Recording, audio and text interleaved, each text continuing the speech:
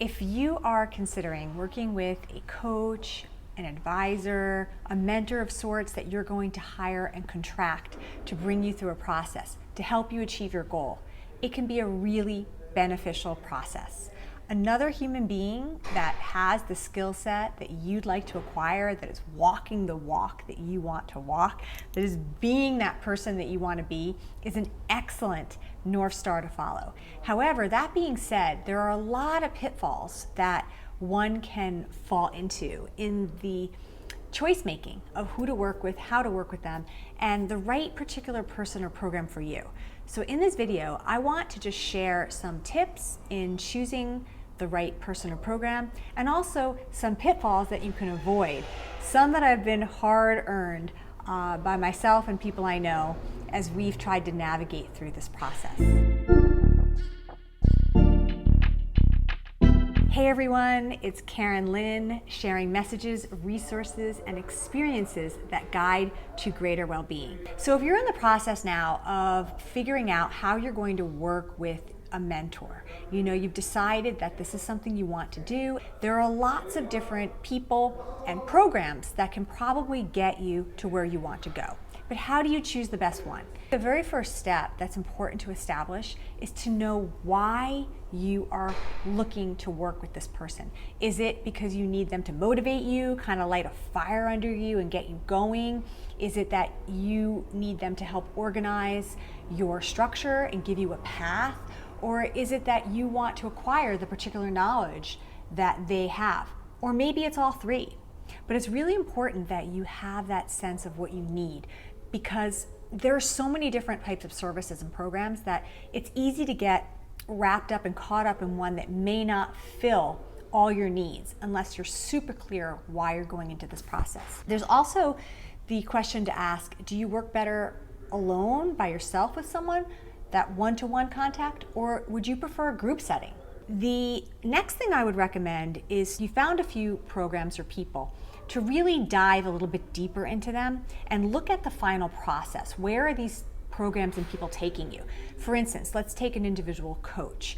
If you decide that you want to work with this person, I would highly recommend going very deep in your discovery call, in your initial call. Most coaches will offer a time when you don't have to pay them for their time to talk to you, to get to know one another.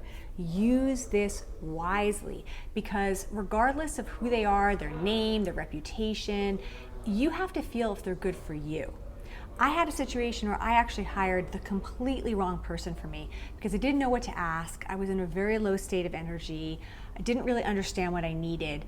And this person was able to sort of capitalize in on my vulnerability and kind of upsell me into something that was completely wrong for me. And I would hate to see anyone else go through that process.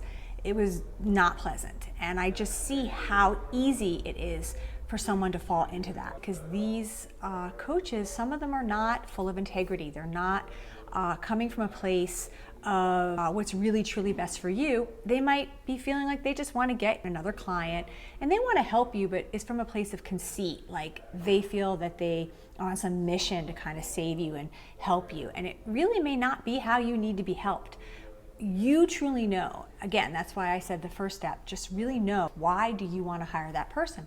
If you go into your conversation talking to them, knowing that, there's very little chance that they're going to be able to upsell you or sway you into something that's not good for you.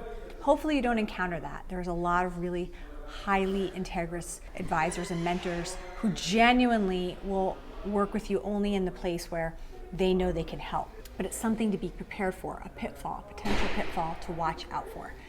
Another thing I would recommend is to talk to people that they've helped. Ask them for a list of people that you can actually have a conversation with. It's nice to see a testimonial on a website, but I really recommend asking a particular person what their experience was. And even beyond that, asking them when they work with that person. Because coaches, just like ourselves, are also developing, and they might have worked with that person, I don't know, 2-3 years ago, or at a price point that was a lot different than what they're charging now. So I would want to know when they work with that person, what the price point was, and did they get back what they invested. It's so wonderful to be able to invest in yourself and receive that back. But if we're talking about a difference between a coaching program that was $1,000 and one that could be $7,000, there's a big variance there. And I would question the people you're talking to, what they gained and what they did. Get to know what the background is so that you can better make your decision. I would also look into the type of payment and contract that they make with you. Sometimes these coaches will put you into a contract that is non-refundable, and that may not be the best thing for you. If you're only in a 3-month contract, okay, but if it's 6 months, a year, really look at that and understand you really better be ready to work with that person on an ongoing basis. The other recommendation would be to get to know them in whatever format you can before you work with them. Follow them on social media. Take maybe one of their lower level price point courses. See if you like how they present themselves in the world. Do you like their leadership? Are you drawn into their content? Because very often, even if a coach promises you the sun, the moon, the stars, a certain amount of money by a certain time, a lot of really potentially great things, you're looking at almost like your parent. You know, you're going to become them. And if you're in a different energy or you're a different type of person than they are, I wouldn't expect a miracle. Usually you're going to be molded or guided and influenced by who they are. And that's something to really take into consideration. I didn't do that when I hired someone, and that they were not the person that I wanted to become or be anything like. I just thought they had a skill they could teach me, but ultimately they were influencing me more in their vein. You want to ideally resonate with that person so that they can mold you and give you the inside scoop on how primarily to become someone like them or like the people that are in their tribe, their community. So it's important that you would feel like you fit into that. The last and final thing I would say is also be aware of how you feel when you're talking to them. If they pressure you and make you feel that you're not going to have this offer at that given time, there are particular sales techniques that do work, I guess, for people that kind of procrastinate and don't take action in their lives. And I understand from a coach's point of view, getting people to buy into your program and have a sense of urgency is a really important piece as well.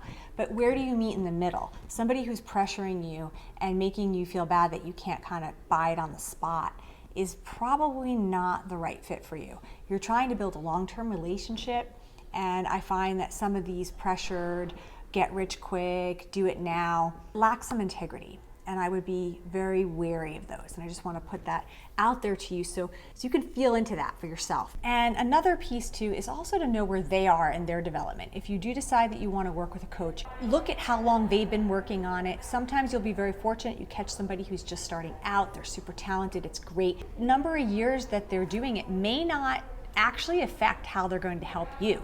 Someone could just really have the ability for what you need right there, right then and now. But if they have some years of experience, I would question what their development is. Where are they going?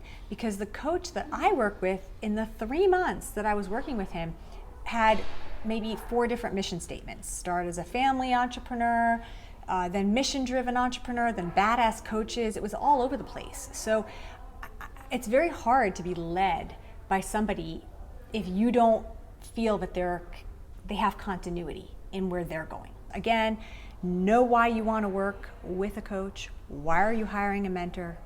Do you work better one-to-one or in a group? Where do they take people? Talk to some of their clients.